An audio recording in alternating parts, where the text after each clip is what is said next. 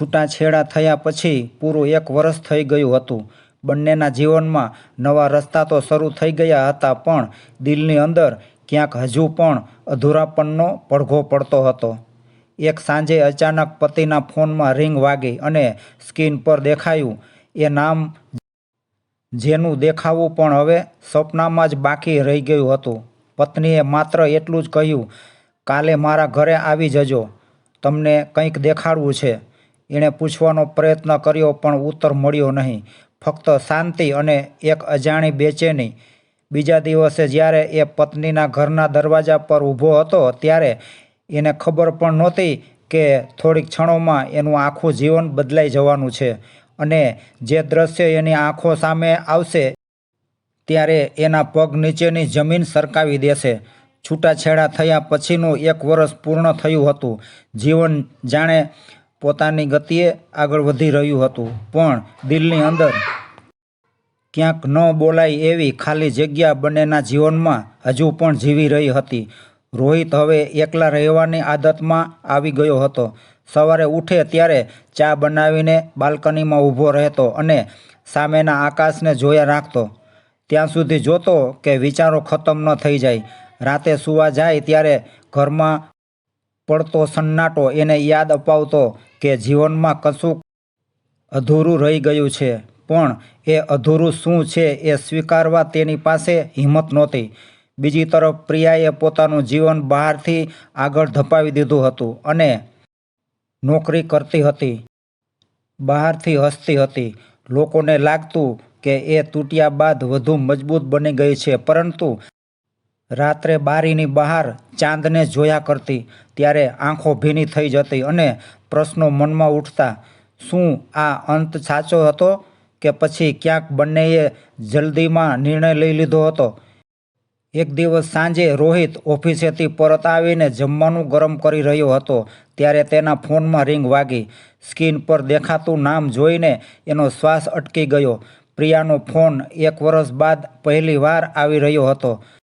હૃદય ધબકવા લાગ્યું, મન અચાનક ખાલી થઈ ગયું. એની આંગળીઓ કંપી ગઈ હતી. એણે કોલ રિસીવ કર્યો. ફોનમાં બીજી તરફ ખૂબ શાંત પણ થાકેલો અવાજ હતો. પ્રિયાએ માત્ર એટલું જ કહ્યું કે કાલે મારા ઘરે આવી જજો, તમને કંઈક દેખાડવાનું છે. રોહિતે પૂછવાનો પ્રયત્ન કર્યો, શું છે, બધું ઠીક તો છે ને? પણ પ્રિયાએ કોઈ જવાબ આપ્યા વગર જ માત્ર એટલું કહીને ફોન મૂકી દીધો કે કૃપા કરીને મારે ઘરે આવી જજો. રોહિત આખી રાત સૂઈ શક્યો નહોતો. મનમાં અનેક વિચારો આવતા હતા. શું કોઈ સમસ્યા છે? શું એ બીમાર છે? શું કશું ખરાબ બન્યું હશે કે પછી એણે કોઈ બીજો નિર્ણય લઈ લીધો હશે? દિલમાં અજીબ ચિંતા થવા લાગી કે કદાચ એ વાત કરવા માગે છે, પરંતુ એ આશા રાખવી યોગ્ય છે કે નહીં એની એને પણ સમજ પડતી નહોતી. સવારે એ વહેલો ઉઠી ગયો. તૈયાર થવામાં લાંબો સમય લીધો, જાણે કોઈ મહત્ત્વના પ્રસંગે જતો હોય. રસ્તા પર ચાલતી વખતે રસ્તો તેને ખૂબ લાંબો લાગતો હતો. પ્રિયાના ઘરના દરવાજા સુધી પહોંચતા એના પગ કંપી રહ્યા હતા. એણે દરવાજો ખખડાવ્યો. થોડા સેકન્ડ પછી દરવાજો ખુલી ગયો. પ્રિયા સામે ઊભી હતી, પહેલાં જેવી જ, પણ કંઈક અલગ. એની આંખોમાં ઊંડો થાક હતો અને ચહેરા પર એવી શાંતિ કે જેમાં દુઃખ પણ ભળેલું હોય. રોહિત અંદર આવ્યો અને ઘરમાંથી ફેલાતી સુગંધ એને ભૂતકાળમાં લઈ ગઈ. એ જ સોફા, એ જ દિવાલ પરની જૂની ફ્રેમ, ફક્ત હવે બંને અલગ જીવનમાં હતા. પ્રિયા બોલ્યા વગર અંદરના ઓરડામાં ગઈ અને રોહિતને હાથથી સંકેત કરીને સાથે આવવા કહ્યું. રોહિતના પગ હળવા પણ ભારે હતા. દિલ ધડકતું હતું. અંદરના ઓરડાનો દરવાજો ખુલતા એણે જે દ્રશ્ય જોયું, એ દ્રશ્ય જોઈને એની આંખો સ્થિર થઈ ગઈ. શ્વાસ અટકી ગયો અને જાણે કે પગ નીચેની જમીન સરકી ગઈ. ઓરડામાં નાનું બાળક સૂતું હતું. નાજુક હાથ, નાની આંગળીઓ, શાંતિથી સૂતો ચહેરો. રોહિત વિશ્વાસ જ કરી શક્યો નહીં. એ બોલી શક્યો નહીં.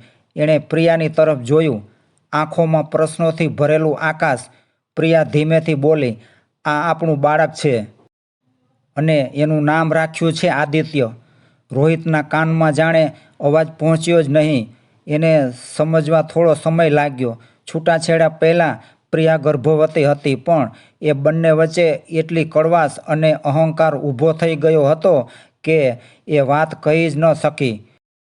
પ્રિયાએ રોહિતને કહ્યું કે જ્યારે હું તારી પાસેથી છૂટી પડી હતી ત્યારે મેં વિચાર્યું હતું કે તારા જીવનમાં ફરીથી ખુશી આવશે અને મારા શબ્દો તને અટકાવશે નહીં. મેં તને રોક્યો ન હતો. એ સમયે અહંકાર બહુ મોટો હતો અને હું ડરી ગઈ હતી કે કદાચ આ બાળકથી તું બંધાઈ જશે અને તું મને જિંદગીભર દોષ આપતો રહેશે. રોહિતના ગાલ પર આંસુ વહી ગયા. એણે ધીમેથી આગળ વધી બાળકને જોયું. તેના નાજુક ચહેરામાં રોહિત પોતાનું અસ્તિત્વ જોઈ રહ્યો હતો. એ હાથ આગળ વધારવા જતો હતો, પરંતુ પાછો ખેંચી લીધો, જાણે કે પૂછતો હોય કે એને એ હક છે કે નહીં. પ્રિયા નજીક આવી અને બોલી, હા, તારો જ છે. એણે બાળકને ધીમેથી હાથમાં લીધું અને પહેલી વાર એના હૃદયે એવી નરમાઈ અનુભવાઈ કે જે આખા જીવનમાં ક્યારેય નહોતી થઈ. એની આંખોમાંથી આંસુઓ વરસતા રહ્યા. રોહિત બોલી શક્યો નહીં.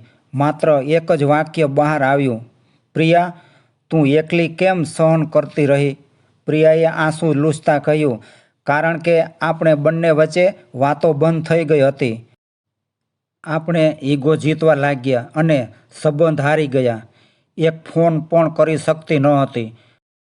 પરંતુ મનમાં ડર હતો કે તું કહેશે કે પાછી શા માટે આવી રહી છે. મેં વિચાર્યું કે તું ખુશ હશે, તેથી મેં તને સત્ય હકીકતની વાત ન કરી. થોડો સમય બંને મૌનમાં ઊભા રહ્યા. ઘરની અંદર ફક્ત બાળકના શ્વાસનો અવાજ જ સંભળાઈ રહ્યો હતો. એક ક્ષણે બંનેને સમજાયું કે વર્ષોથી જે ખાલીપણું હતું એનું કારણ સંબંધ નહીં, પરંતુ ગુમ થયેલો સંવાદ હતો. રોહિત સોફા પર બેસી ગયો. પ્રિયાએ ચા બનાવીને આગળ મૂકી. બંને વચ્ચેનું અંતર જાણે ધીમે ધીમે ઓગળતું ગયું. રોહિત લાંબા સમય પછી બોલ્યો, શું હવે બહુ મોડું થઈ ગયું છે? પ્રિયા થોડું મૌન રહી, પછી ધીમેથી બોલી, જિંદગી ક્યારેય બહુ મોડું કરતી નથી. હું તને પાછો ખેંચવા માગતી નથી. હું ફક્ત સત્ય છુપાવવા નહોતી માગતી. જેમ આદિત્યને તેના પિતા વિશે જાણવાનો હક છે, એવી જ રીતે તને પણ આદિત્ય વિશે જાણવાનો હક છે. તું શું કરવા માગે છે એ નિર્ણય તારો છે. હું કાંઈ અપેક્ષા લઈને નથી બોલતી. રોહિતને પોતાના મનની બધી દિવાલો તૂટતી હોય એવું અનુભવાઈ રહ્યું હતું. આખા એક વર્ષમાં પહેલી વાર એણે સ્પષ્ટતા અનુભવી. એણે માત્ર એટલું જ કહ્યું કે જો તું તૈયાર હોય તો હું ફરીથી શરૂઆત કરવા માગું છું. બાળક માટે નહીં, આપણા માટે. હું તારી વગર અધૂરો છું. પ્રિયા શાંત રહી. આંખોમાં આંસુઓ ચમકવા લાગ્યા. એણે કહ્યું કે શરૂઆત કરવા માટે પરસ્પર વિશ્વાસ જરૂરી છે અને એ વિશ્વાસ બાંધવામાં સમય લાગે છે. પરંતુ જો તું સચ્ચાઈથી ચાલવા તૈયાર છે તો હું દરવાજો બંધ નહીં રાખું. આ શબ્દો સાંભળીને રોહિતના હૃદયમાં ફરીથી જીવનનો પ્રકાશ ફેલાયો. આગામી અઠવાડિયાઓમાં રોહિત દરરોજ આદિત્યને મળવા આવતો. એણે પ્રથમવાર ડાયપર બદલાવવાનું શીખવ્યું, બાળકને ખવડાવવાનું શીખવ્યું અને રાત્રે રડતો હોય ત્યારે થપથપાવવાનું પણ શીખવ્યું. પ્રિયા અને રોહિત વચ્ચે ધીમે ધીમે વાતો શરૂ થઈ. પહેલાં સામાન્ય, પછી ઊંડાણથી અને પછી હૃદયથી. એક દિવસ પ્રિયાએ કહ્યું કે જો આપણે પહેલાંની જેમ જ સાથે રહેવાનું હોય તો જૂની ભૂલો પાછી ન લાવવી જોઈએ.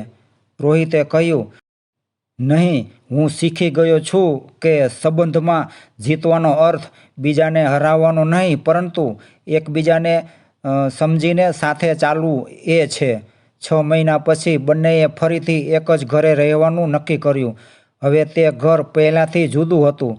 ત્યાં શબ્દો અટકતા નહોતા, મૌન તૂટતું હતું અને આદિત્યની હસી ચાર દિવાલને જીવંત બનાવતી હતી.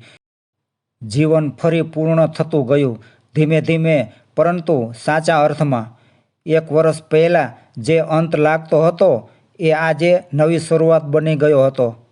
મિત્રો, વાર્તાનો અંત એ નથી કે બે લોકો ફરી મળ્યા, પરંતુ વાર્તાનો અંત એ છે કે બે હૃદયોએ સમજ્યું કે સંબંધોને તોડી નાખતા પહેલાં વાત પૂરી સાંભળવી જોઈએ.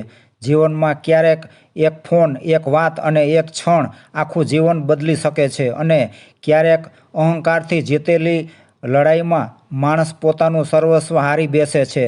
પરંતુ સમય હંમેશા બીજો મોકો આપતો નથી. જો મળે તો એને ઓળખી લેવામાં જ શાણપણ છે.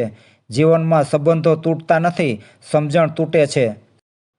શબ્દો બંધ થઈ જાય ત્યારે મૌન ઝઘડો બની જાય છે અને અહંકાર પ્રેમને હારી જાય છે. આ વાર્તા શીખવે છે કે એક ફોન, એક વાત અને એક સત્ય કેટલું બધું બદલાવી શકે છે.